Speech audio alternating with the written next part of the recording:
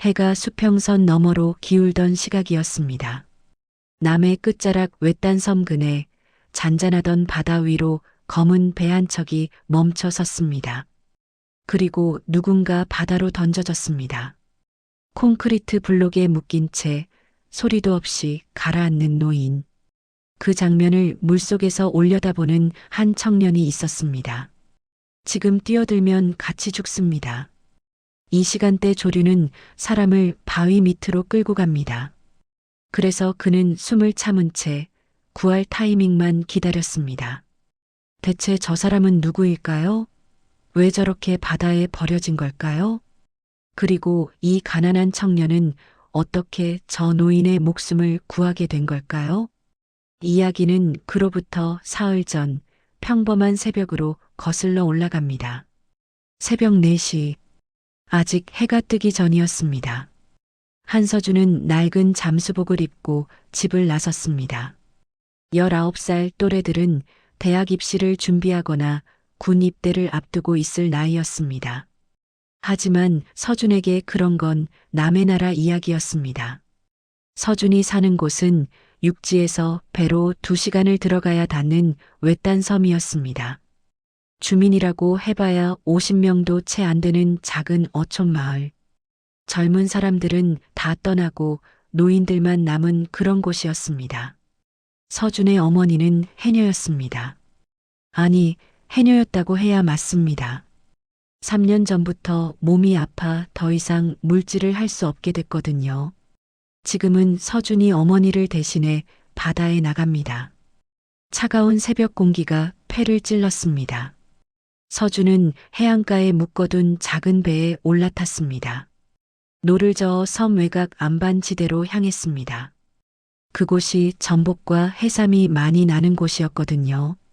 물에 들어가기 전 서준은 잠시 하늘을 올려다봤습니다. 별이 아직 떠 있었습니다. 어릴 적에는 저 별들을 보며 꿈을 꿨습니다. 육지로 나가서 공부하고 뭔가 대단한 사람이 되겠다고요.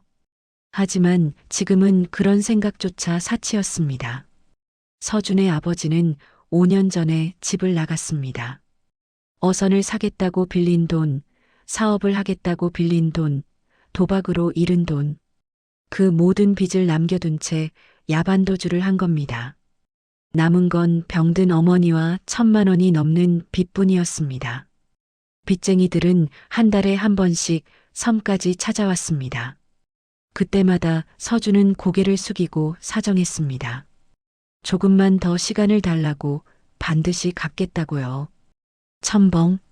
서준은 바다로 뛰어들었습니다. 차가운 물이 온몸을 감쌌습니다. 숨을 깊이 들이마시고 수면 아래로 잠수했습니다. 이 시간, 이 차가운 바다에서 물질을 하는 사람은 서준뿐이었습니다. 전복 하나에 5,000원, 해삼 한 근에 12,000원. 오늘 얼마나 잡느냐에 따라 이번 주 어머니 약값이 결정됐습니다. 1시간을 물속에서 보낸 뒤 서준은 겨우 전복 12개를 건졌습니다. 6만 원. 약값에도 못 미치는 돈이었습니다. 서준은 젖은 머리카락을 쓸어 넘기며 한숨을 내쉬었습니다. 해가 떠오르고 있었습니다. 또 하루가 시작되는 겁니다. 달라질 게 없는 똑같은 하루가요. 서준은 배를 저어 섬으로 돌아왔습니다. 선착장에 배를 묶고 집으로 향했습니다. 구부정한 어깨, 지친 발걸음. 19살이라기엔 너무 늙어 보이는 뒷모습이었습니다. 마을 어귀에서 할머니 한 분이 서준을 봤습니다. 할머니는 고개를 절레절레 흔들며 혼잣말을 했습니다. 쯧쯧, 저 애는 평생 이 섬을 못 벗어나겠어. 서준의 귀에도 그 말이 들렸습니다. 하지만 대꾸하지 않았습니다. 사실이니까요. 서준도 알고 있었습니다. 자신은 이 섬에서 태어나 이 섬에서 늙어갈 거라는 걸, 그게 자신의 운명이라는 걸요. 집에 도착하자 어머니가 마루에 앉아 기다리고 있었습니다. 창백한 얼굴, 마른 손. 서준은 애써 밝은 표정을 지었습니다. 엄마, 오늘 전복 많이 잡았어. 내일은 더 잡을게. 거짓말이었습니다. 하지만 어머니 앞에서는 힘든 티를 낼 수 없었습니다. 어머니가 걱정하면 병이 더 깊어질 테니까요. 서준은 젖은 잠수복을 벗으며 생각했습니다. 내일도 모레도 이렇게 살겠지. 바다에 들어가고 해산물을 팔고 빚을 갚고 끝이 보이지 않는 이 삶을 언제까지 버텨야 하는 걸까요? 그때는 몰랐습니다. 사흘 뒤 자신의 인생을 완전히 바꿔놓을 사건이 기다리고 있다는 거요. 그날 오후 서준이 두려워하던 일이 일어났습니다. 선착장에 낯선 배가 들어온 겁니다. 배에서 내린 건 양복 차림의 남자 셋이었습니다. 빚쟁이들이었습니다. 서준은 마당에서 그물을 손질하다가 그들이 오는 걸 봤습니다. 도망칠 수 없었습니다. 어머니가 집안에 계셨으니까요. 서준은 자리에서 일어나 그들을 맞았습니다. 남자들이 서준을 둘러쌌습니다. 가운데 서 있던 남자가 서류 봉투를 내밀었습니다. 이자가 붙어서 금액이 늘었다는 내용이었습니다. 서준의 손이 떨렸습니다. 이번 달 안에 200만 원 못 갚으면 집 넘어간다. 알지? 서준은 고개를 숙였습니다. 200만 원. 전복을 400개 넘게 잡아야 하는 돈이었습니다. 한 달 안에 그걸 어떻게 구한단 말입니까? 아버지한테 연락해. 그 인간이 갚아야 할 돈이잖아. 서준은 대답하지 못했습니다. 아버지가 어디 있는지 자신도 몰랐습니다. 연락이 끊긴 지 5년째였습니다. 남자 하나가 마당에 널어둔 전복을 발로 걷어찼습니다. 아침에 잡아온 것들이 흙바닥에 굴러다녔습니다. 서준은 주먹을 꽉 쥐었지만 아무것도 할 수 없었습니다. 다음에 올 땐 돈 준비해 놔라. 안 그러면 너희 엄마 병원비도 못 낼 줄 알아. 남자들은 그 말을 남기고 돌아갔습니다. 서준은 한참을 그 자리에 서 있었습니다. 손이 떨리고 눈앞이 흐려졌습니다. 분했습니다. 억울했습니다. 하지만 어쩔 수 없었습니다. 흙바닥에 굴러다니는 전복을 하나씩 주었습니다. 손에 흙이 묻었습니다. 눈물이 날 것 같았지만 참았습니다. 울어봤자 달라지는 건 없으니까요. 저녁이 되자 서준은 마을 가게에 전복을 팔러 갔습니다. 가게 주인 아저씨는 전복을 보더니 고개를 저었습니다. 크기가 작아서 죗값 못 쳐. 개당 3,000원밖에 못 주겠네. 3,000원. 원래 받던 가격의 절반도 안 됐습니다. 서준은 항의하고 싶었지만 입을 다물었습니다. 여기 말고는 팔 데가 없었으니까요. 육지까지 나가려면 뱃삭이 더 들었습니다. 가게를 나서는 서준의 등 뒤로 주인 아저씨의 목소리가 들렸습니다. 저의 아버지 꼭 닮았어. 결국 똑같이 될 거야. 서준은 걸음을 멈추지 않았습니다. 그 말이 가슴에 박혔지만 뒤돌아보지 않았습니다. 뒤돌아보면 무너질 것 같았거든요. 집으로 돌아오는 길, 서준은 바다를 바라봤습니다. 어둠이 내리는 수평선, 주머니에서 구겨진 종이 한 장을 꺼냈습니다. 1년 전에 받은 대학 합격 통지서였습니다. 서울에 있는 대학 해양생물학과, 꿈에 그리던 곳이었습니다. 하지만 등록금이 없어서 포기했습니다. 그때부터 이 종이를 버리지 못하고 다니고 있었습니다. 왜 버리지 못하는지 자신도 몰랐습니다. 서준은 종이를 다시 접어 주머니에 넣었습니다. 그리고 무거운 발걸음으로 집을 향해 걸었습니다. 내일도 새벽에 일어나야 합니다. 바다에 나가야 합니다. 200만 원을 구해야 합니다. 방법은 모르지만 어떻게든 버텨야 합니다. 이틀 뒤 서준은 평소보다 더 먼 바다로 나갔습니다. 섬에서 배로 30분쯤 떨어진 무인도 근처였습니다. 그곳은 사람 손이 닿지 않아 해산물이 많았지만 해류가 복잡해서 아무나 가지 못하는 곳이었습니다. 서준은 이 바다를 잘 알았습니다. 어릴 때부터 어머니를 따라다니며 배운 것들이 몸에 배어 있었거든요. 해가 기울기 시작할 무렵이었습니다. 서준은 물속에서 전복을 따다가 이상한 소리를 들었습니다. 엔진 소리였습니다. 이 근처에는 어선이 잘 오지 않습니다. 해류가 새서 위험하다고 알려진 곳이니까요. 서준은 수면 위로 고개만 살짝 내밀었습니다. 바위 뒤에 몸을 숨긴 채 소리가 나는 쪽을 봤습니다. 검은색 고급 선박이 한 척 멈춰 있었습니다.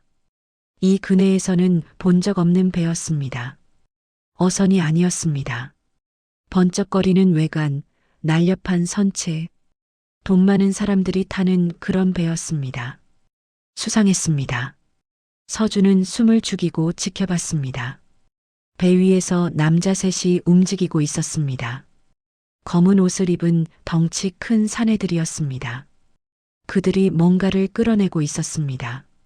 서준은 눈을 가늘게 떴습니다. 사람이었습니다. 손발이 묶인 노인 한 명이 갑판 위로 끌려 나왔습니다. 고개가 축 늘어져 있었습니다. 의식이 없는 것 같았습니다. 그리고 노인의 발목에는 콘크리트 블록이 묶여 있었습니다. 서준의 심장이 멎는 것 같았습니다.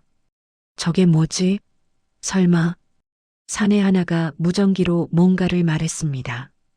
거리가 멀어서 내용은 들리지 않았습니다. 그리고 다른 사내 둘이 노인의 양팔을 잡아 배 가장자리로 끌고 갔습니다. 안 돼. 서준은 속으로 외쳤습니다. 하지만 몸이 움직이지 않았습니다. 저 사람들이 자신을 발견하면 어떻게 될까요? 자신도 같은 꼴을 당할 게 뻔했습니다. 첨벙, 노인이 바다로 던져졌습니다. 콘크리트 블록에 이끌려 빠르게 가라앉았습니다. 물보라가 일었다가 금세 사라졌습니다. 마치 아무 일도 없었던 것처럼 서준은 그 장면을 똑똑히 봤습니다. 손이 떨렸습니다. 숨이 가빠졌습니다. 방금 사람이 죽었습니다. 아니, 죽어가고 있습니다. 지금 이 순간에도 배가 엔진을 켜고 떠나기 시작했습니다. 서준은 바위 뒤에 숨은 채 배가 완전히 사라질 때까지 기다렸습니다. 심장이 터질 것 같았습니다. 그리고 노인이 던져진 곳을 바라봤습니다. 아직은 안 됩니다. 그리고 저쪽 안반지대에는 수중 동굴이 있습니다. 거세게 흐르던 물살이 서서히 느려졌습니다.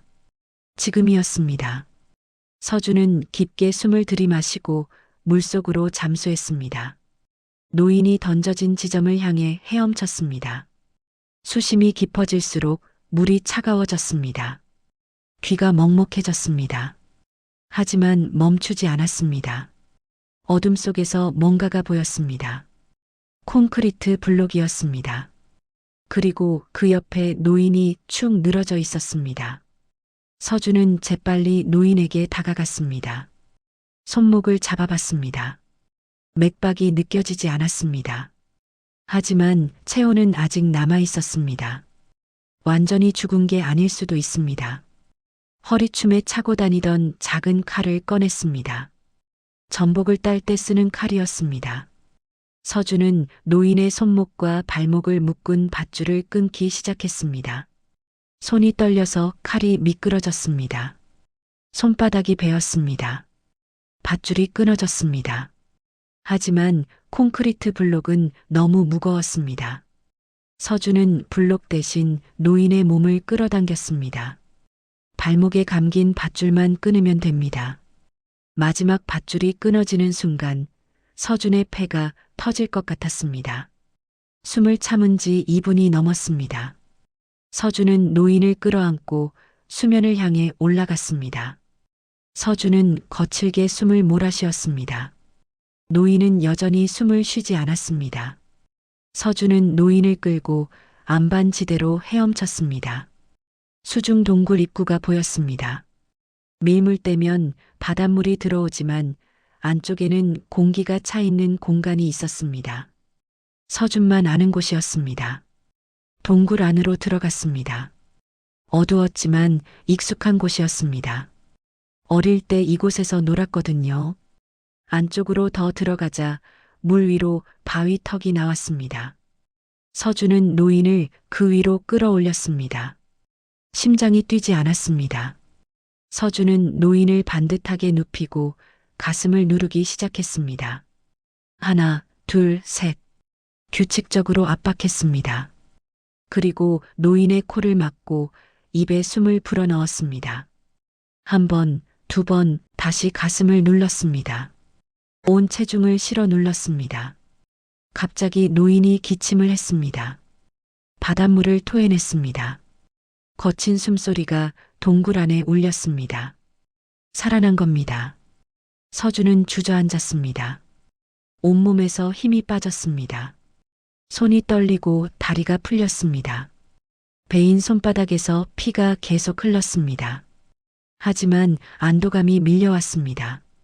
노인은 의식이 돌아오지 않았습니다.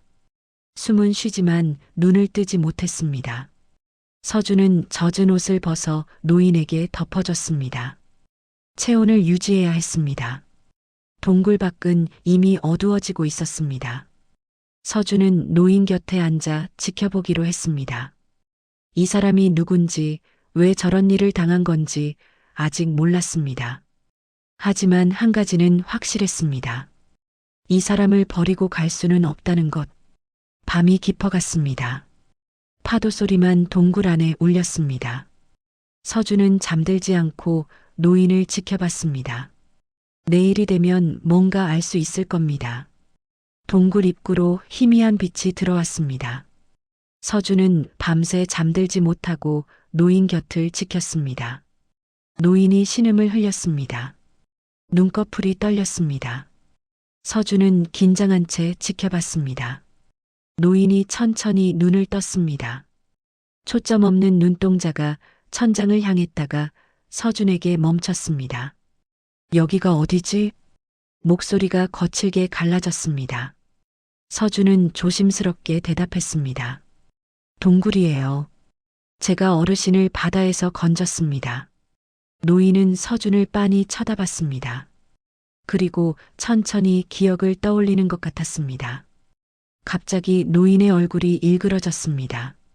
눈에 눈물이 고였습니다. 민재가, 내 아들이. 서준은 아무 말도 하지 못했습니다. 아들이라고요? 저 사람들 중에 이 노인의 아들이 있었단 말입니까? 노인이 몸을 일으키려 했습니다. 하지만 힘이 없어 다시 쓰러졌습니다. 서준이 재빨리 부축했습니다. 움직이시면 안 돼요. 아직 몸이 회복 안 됐어요. 노인은 서준의 팔을 붙잡았습니다. 손에 힘이 들어갔습니다. 자네 이름이 뭔가? 한서준이라고 합니다. 서준이, 날 구해줬다고 했나? 서준이 고개를 끄덕였습니다. 노인은 한참 서준을 바라보다가 입을 열었습니다. 나는 오정수야. 청해그룹 회장이지. 서준은 숨이 막혔습니다. 청해그룹. 수산물 유통업계에서 모르는 사람이 없는 대기업이었습니다.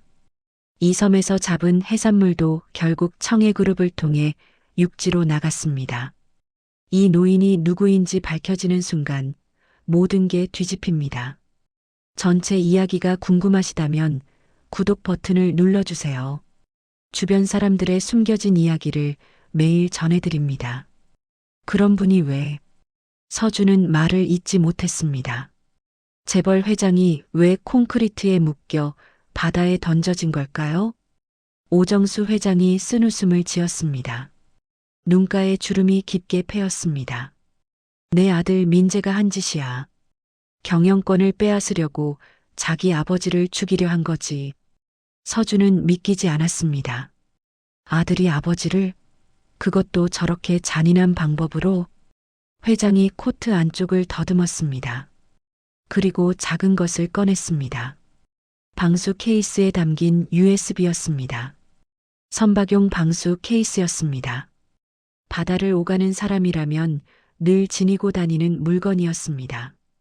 여기 모든 증거가 들어있어. 민재가 저지른 횡령, 배임, 비자금. 이걸 세상에 알리려던 참이었는데 회장의 손이 떨렸습니다. 서준은 USB를 받아 손에 쥐었습니다. 작은 물건이었지만 묵직하게 느껴졌습니다. 저 사람들이 어르신을 찾으러 올 거예요. 여기도 안전하지 않아요. 서준이 말했습니다.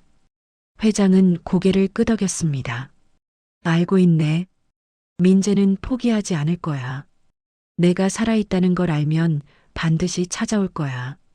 서준은 동굴 입구를 바라봤습니다. 밖은 평화로웠습니다. 하지만 그 평화가 얼마나 갈지 알 수 없었습니다. 일단 여기서 더 깊이 숨어야 해요. 이 동굴은 안쪽으로 더 들어갈 수 있어요. 제가 아는 곳이에요. 회장은 서준을 물끄러미 봤습니다. 19살 청년. 아무 관계도 없는 사람을 위해 목숨을 걸고 있었습니다. 왜 나를 구했나? 위험할 텐데. 서준은 잠시 생각했습니다. 그리고 솔직하게 대답했습니다. 모르겠어요. 그냥 안 그럴 수가 없었어요. 회장의 눈에 뭔가 스쳐 지나갔습니다. 말로 표현할 수 없는 감정이었습니다. 그날 오후였습니다. 서준은 동굴 입구 근처에서 망을 보고 있었습니다. 그때 엔진 소리가 들렸습니다. 한 척이 아니었습니다. 여러 대였습니다. 서준은 바위 틈 사이로 바다를 내다봤습니다. 검은색 고무보트 세 척이 섬으로 다가오고 있었습니다. 보트마다 검은 옷을 입은 남자들이 타고 있었습니다. 최소 10명은 넘어 보였습니다. 심장이 쿵쿵 뛰었습니다. 서준은 재빨리 동굴 안으로 돌아갔습니다. 사람들이 왔어요. 많이요. 회장의 얼굴이 굳었습니다. 예상했던 일이지만 이렇게 빨리 올 줄은 몰랐습니다. 민재가 보낸 놈들이야. 포기를 안 하는군. 서준은 재빨리 주변을 살폈습니다. 이 동굴은 입구가 하나뿐입니다. 여기 있으면 갇히게 됩니다. 하지만 서준은 이 섬을 알았습니다. 따라오세요. 다른 길이 있어요. 서준은 회장을 부축해 일으켰습니다. 회장은 아직 몸이 약했지만 이를 악물고 걸었습니다. 동굴 안쪽으로 더 깊이 들어갔습니다. 점점 어두워졌습니다. 막다른 곳처럼 보였습니다. 하지만 서준은 멈추지 않았습니다. 바위벽 아래쪽에 작은 틈이 있었습니다. 사람 하나가 겨우 지나갈 수 있는 크기였습니다. 여기로 들어가세요. 반대편으로 나갈 수 있어요. 회장은 망설이지 않았습니다. 몸을 낮춰 틈 사이로 기어 들어갔습니다. 서준도 뒤따랐습니다. 좁은 통로를 지나자 다른 동굴이 나왔습니다. 그리고 그 끝에는 바다로 통하는 또 다른 출구가 있었습니다. 밖으로 나오자 절벽 아래 작은 해안이 펼쳐졌습니다. 서준이 어릴 때 놀던 곳이었습니다. 아무도 모르는 비밀 장소였습니다. 멀리서 고함 소리가 들렸습니다. 수색대가 섬을 뒤지고 있었습니다. 서준은 회장을 바위 틈 사이로 끌어당겼습니다. 둘은 숨을 죽이고 웅크렸습니다. 발소리가 가까워졌습니다. 절벽 위에서 남자들의 목소리가 들렸습니다. 이쪽엔 아무도 없는 것 같습니다. 더 찾아봐. 시체라도 찾아야 해. 서준은 회장의 손을 꽉 잡았습니다. 회장도 서준의 손을 잡아줬습니다. 둘 다 숨소리조차 내지 않았습니다. 한참이 지났습니다. 발소리가 멀어졌습니다. 서준은 그제야 숨을 내쉬었습니다. 다른 곳으로 가야 해요. 해가 지면 움직이기 힘들어요. 서준은 해안선을 따라 이동했습니다. 바위 사이사이를 지나고 무릉덩이를 건넜습니다. 회장은 지쳐가고 있었지만 불평 한마디 하지 않았습니다. 섬 반대편에 버려진 어부 막사가 있었습니다. 오래전에 사람들이 쓰다 버린 곳이었습니다. 지붕이 반쯤 무너졌지만 숨기에는 충분했습니다. 여기서 밤을 보내요. 내일 새벽에 움직여야 해요. 회장은 벽에 기대 앉았습니다. 숨이 거칠었습니다. 서준은 주변에서 마른 해초를 모아 회장에게 덮어줬습니다. 고맙네, 서준아. 회장이 낮은 목소리로 말했습니다. 서준은 고개를 저었습니다. 아직 끝난 거 아니에요. 내일 어떻게 할지 생각해야 해요. 밖에서는 여전히 수색대가 돌아다니는 소리가 들렸습니다. 손전등 불빛이 가끔 스쳐 지나갔습니다. 하지만 막사까지는 오지 않았습니다. 서준은 창틈으로 밖을 지켜보며 생각했습니다. 이 USB를 어떻게 세상에 알릴 수 있을까요? 이 섬에서 나가야 합니다.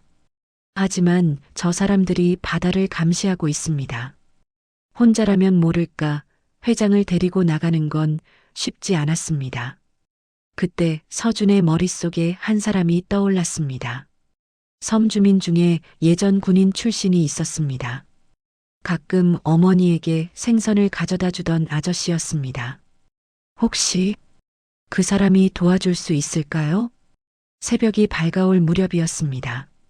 서준은 막사 밖으로 나가 주변을 살폈습니다. 수색대의 움직임이 줄어든 것 같았습니다. 밤새 찾아도 못 찾으니 포기한 걸까요? 그때였습니다. 해안가 쪽에서 인기척이 느껴졌습니다. 서준은 재빨리 몸을 숨겼습니다. 누군가 조심스럽게 다가오고 있었습니다. 발소리가 멈췄습니다. 그리고 낮은 목소리가 들렸습니다. 서준이 아니냐? 서준은 깜짝 놀랐습니다. 익숙한 목소리였습니다. 고개를 내밀어 보니 덩치 큰 남자가 서 있었습니다. 강태식? 섬에 가끔 들르던 아저씨였습니다. 아저씨? 여기 어떻게? 태식이 주위를 경계하며 다가왔습니다. 회장님 배에 달린 위치 추적기가 이 근해에서 끊겼어. 그리고 회장님이 평소에 말씀하셨지. 위험할 때는 이 섬으로 가라고. 설마 했는데 역시 여기였군. 서준은 놀랐습니다. 이 사람이 회장을 아는 사람이었습니까? 아저씨가 회장님을 어떻게 알아요? 30년 동안 회장님 곁에서 일했다. 운전기사이자 경호원이지. 태식은 막사 안으로 들어왔습니다. 회장을 보자 그의 얼굴이 일그러졌습니다. 회장님 살아계셨습니까? 회장이 힘겹게 미소를 지었습니다. 서준이 덕분에 살았네. 이 청년이 날 구해줬어. 태식은 서준을 돌아봤습니다. 눈빛이 달라졌습니다. 존경과 감사가 섞인 눈빛이었습니다. 고맙다, 서준아. 정말 고맙다. 서준은 고개를 저었습니다. 지금은 인사할 때가 아니었습니다. 밖에 아직 사람들이 있어요. 어떻게 빠져나가요? 태식이 품에서 무전기를 꺼냈습니다. 경찰과 해경에 연락해뒀다. 1시간 뒤면 이 섬에 도착할 거야. 그때까지만 버티면 된다. 서준은 안도의 한숨을 내쉬었습니다. 하지만 아직 끝난 게 아니었습니다. 1시간. 그 시간 동안 들키면 안 됩니다. 태식이 배낭에서 뭔가를 꺼냈습니다. 방수 케이스에 담긴 노트북이었습니다. USB 있습니까? 회장이 서준을 봤습니다. 서준은 주머니에서 USB를 꺼내 태식에게 건넸습니다. 태식은 노트북에 USB를 꽂고 파일을 확인했습니다. 다 있습니다. 비자금 내역, 횡령 증거, 녹음 파일까지. 태식이 인터넷에 접속했습니다. 위성 통신을 이용하는 것 같았습니다. 그리고 파일을 여러 곳에 전송하기 시작했습니다. 검찰 특수부, 주요 언론사에 동시에 보내겠습니다. 이제 민재가 막을 수 없습니다. 전송 완료. 화면에 메시지가 떴습니다. 서준은 그제야 실감이 났습니다. 해낸 겁니다. 바로 그때 밖에서 소리가 들렸습니다. 수색대가 다시 움직이기 시작한 겁니다. 아마 증거가 유출된 걸 알아챈 것 같았습니다. 빨리 이동해야 합니다. 태식이 회장을 부축했습니다. 서준이 앞장서서 길을 안내했습니다. 해안가를 따라 섬 끝자락으로 향했습니다. 거기서 해경을 기다리기로 했습니다. 멀리서 헬기 소리가 들렸습니다. 해경이 오고 있었습니다. 일주일 뒤 뉴스는 온통 청해그룹 이야기로 가득했습니다. 오민재 부회장과 오수연 이사가 살인미수와 횡령 혐의로 체포됐습니다. 기자회견장에서 수갑이 채워지는 순간 민재의 얼굴은 창백하게 질려 있었습니다. 서준은 텔레비전으로 그 장면을 봤습니다. 섬에 있는 작은 집, 어머니 옆에 앉아서요. 믿기지 않았습니다. 불과 일주일 전 자신이 그 한가운데 있었다는 게. 며칠 뒤 검은색 승용차 한 대가 섬 선착장에 도착했습니다. 차에서 내린 건 오정수 회장과 강태식이었습니다. 회장은 아직 완전히 회복되지 않았지만 직접 찾아왔습니다. 서준은 선착장에서 그들을 맞았습니다. 회장이 서준에게 다가왔습니다. 그리고 서준의 손을 꼭 잡았습니다. 서준아, 고맙다. 내가 없었으면 난 바닷속에서 죽었을 거야. 서준은 고개를 저었습니다. 저는 그냥 제가 할 수 있는 걸 했을 뿐이에요. 회장이 서준을 물끄러미 바라봤습니다. 그리고 천천히 입을 열었습니다. 너는 나를 살린 게 아니야. 너는 포기하지 않는 법을 가르쳐 줬어.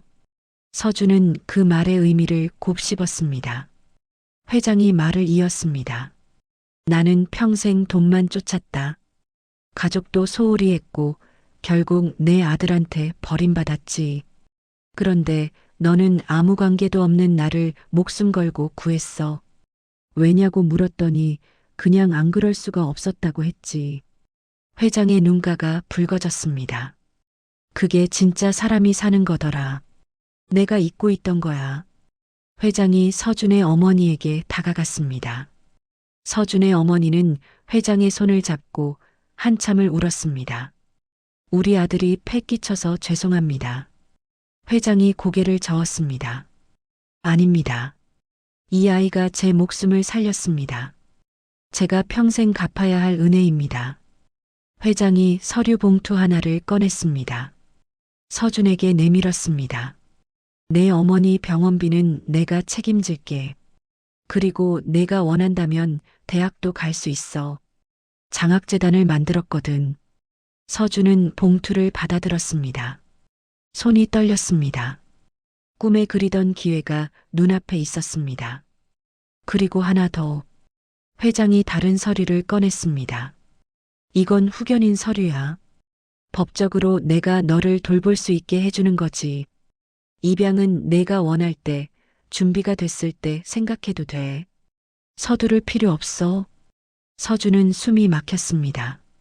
후견인이라고요? 재벌 회장이 자신을요? 잠시 침묵이 흘렀습니다. 서준은 바다를 바라봤습니다. 어릴 때부터 자신을 키워준 바다. 힘들 때마다 안아준 바다. 회장님, 저는 이 섬을 떠나지 않을 거예요. 회장이 놀란 표정을 지었습니다. 서준이 말을 이었습니다. 여기에 어머니가 계시고 제가 아는 모든 게 있어요. 이제껏 이 섬을 벗어나지 못하는 게 운명이라고 생각했어요. 하지만 이젠 달라요.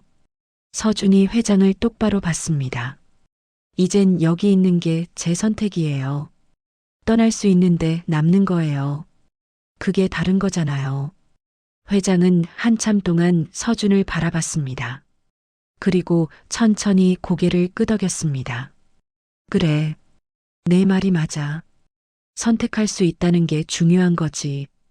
회장이 서준을 끌어안았습니다. 후견인 서류는 내가 원할 때 언제든 쓸 수 있어. 하지만 서류가 없어도 넌 이미 내 가족이야. 서준의 눈에서 눈물이 흘렀습니다. 태어나서 처음으로 누군가에게 가족이라는 말을 들었습니다. 석 달 뒤 섬에 작은 도서관이 세워졌습니다. 그리고 어촌 청소년을 위한 장학재단이 만들어졌습니다. 서준은 그 재단의 첫 번째 장학생이 됐습니다. 서준은 여전히 새벽마다 바다에 나갑니다. 하지만 이제는 생존이 아니라 선택입니다. 오후에는 도서관에서 아이들에게 바다를 가르칩니다. 해류 읽는 법, 물때 아는 법, 그가 평생 배운 것들을요. 절벽 위에 서서 수평선을 바라보는 서준. 그 옆에는 가끔 회장이 와서 함께 섭니다. 말없이 바다를 바라보다가 회장이 말합니다. 여전히 아름답구나. 서준이 대답합니다. 네, 회장님. 회장이 웃었습니다. 천천히 해. 언젠가 내가 편할 때 불러줘도 돼. 바람이 불어와 두 사람의 옷자락을 흔듭니다. 같은 바다, 같은 하늘. 하지만 이제 서준에게 이곳은 감옥이 아니라 집입니다. 더 이상 벗어나지 못하는 곳이 아니라 돌아오고 싶은 곳이 됐습니다. 사연은 여기까지입니다. 감사합니다.